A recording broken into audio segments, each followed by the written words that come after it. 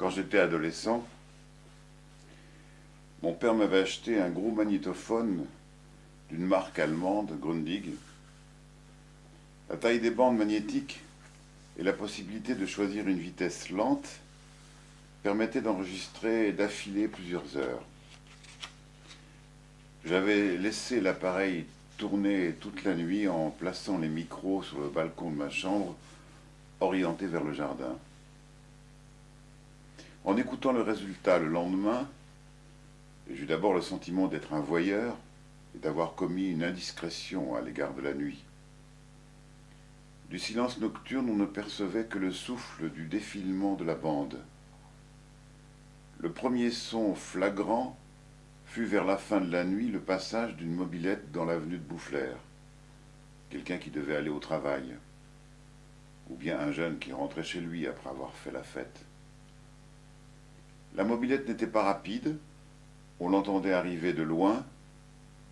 L'avenue étant en pente, elle devait donc rouler dans le sens de la montée. Peu de temps après, commença le chant des oiseaux. D'abord doux, puis de plus en plus fort, il devint ensuite une véritable orgie sonore. Je ne le savais pas, les oiseaux hantent de leur cœur le petit matin, et l'écrin du silence nocturne qui l'avait précédé faisait ressortir l'intensité de cette cacophonie. Le souvenir le plus ténace de mon travail de pompiste de nuit était la sensation d'un temps qui s'arrête entre 3 heures et 5 heures du matin, peu avant le lever du jour. Ce sont des heures qui auraient dû être payées comme des heures supplémentaires, car ces heures-là comptaient double. Mais l'ultime jouissance était d'aller se coucher quand tout le monde se levait pour aller à son travail. Aller à contre-courant, ce n'est pas que la difficulté face à la résistance que le courant vous oppose, c'est aussi la prise de conscience du plaisir qu'apporte le flux contraire. Une jouissance ordinaire de l'enfance est celle que j'éprouvais quand un camarade d'école me bousculait. Je n'évoque pas les brutalités humiliantes à la sortie de l'école.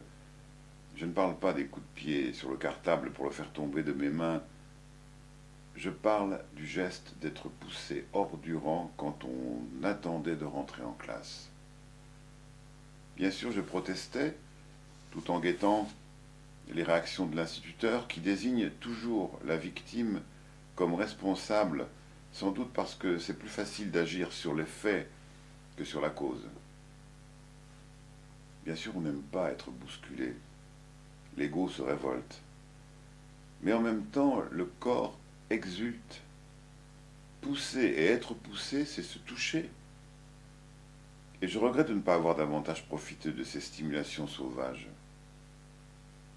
Les bousculades dans le métro, bien qu'inconfortables, sont des rendez-vous des corps entre eux.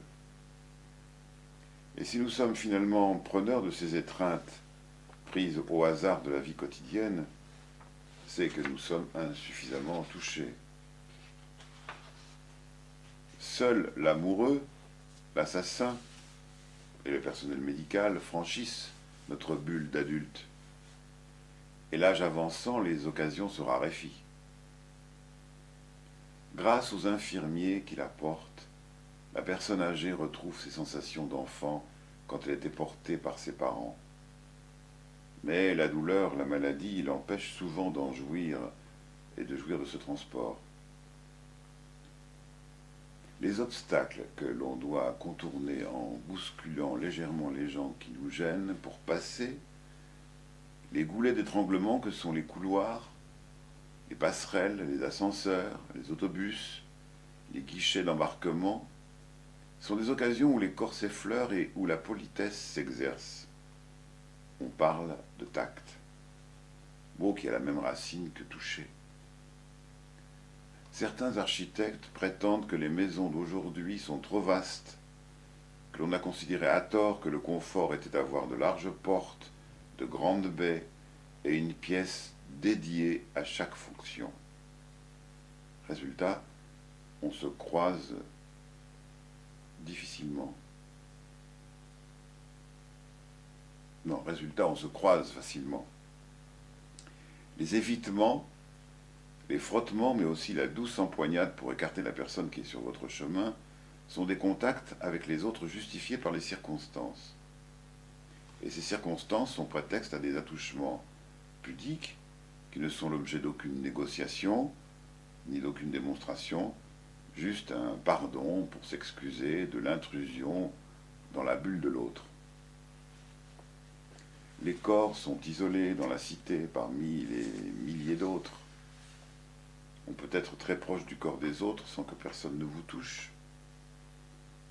Le maître d'hôtel ou le serveur qui, dans un restaurant, vous aide à remettre votre manteau, crée cette petite stimulation qui rompt votre solitude corporelle.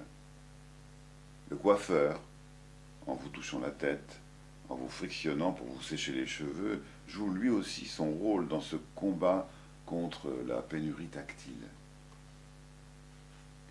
Dans l'étreinte amoureuse, rendez-vous festif entre deux corps, on se prépare et on s'y consacre. Et le fait de s'y préparer et de s'y consacrer l'appauvrit parce que la jouissance est de mise. Le plaisir amoureux peut être intensifié par des simples effleurements. Les attouchements furtifs sont comme la bouchée volée dans le plat, comme on veille bien à ce que personne ne regarde pendant qu'on réajuste hâtivement les ingrédients afin que le vide ne se remarque pas. Le contact sous la table de mon pied avec celui de ma voisine, le frottement du bord de sa jupe sur ma jambe sont des moments qui, dans l'échelle de Richter de l'intensité émotionnelle, peuvent concurrencer avantageusement l'étreinte sexuelle explicite. Les sensations les plus fortes sont celles dont l'obtention n'est pas préméditée, et qui ne font l'objet d'aucune négociation pour les obtenir.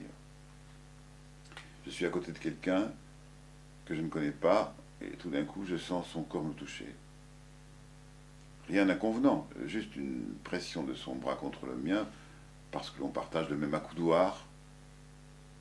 Et c'est l'envahissement, agréable ou désagréable, accepté ou rejeté. Mais la rencontre devient énorme, parce que le corps tout entier investit ce point de contact. Un chien qui soudain pose sa gueule sur votre jambe alors que vous êtes assis. Un chat qui se frotte contre vous génère des sensations dont l'importance vous étonne. Inattendue est la pression du lourd flanc d'une vache qui, en changeant son appui d'une jambe sur l'autre, vous bouscule. On prend soudain physiquement conscience de son énorme masse. Le cheval que l'on fait entrer dans son box en le poussant et qui vous fait reculer par le seul balancement de son train arrière, transmet lui aussi à votre corps une sensation irrésistible de poids. Même la mouche qui vient se poser sur ma peau crée une impression incomparable. L'excès d'amplitude du mouvement pour la chasser donne la mesure de l'émoi sensitif que crée tout contact avec un autre être vivant qui, sans crier gare, entre dans mon intimité.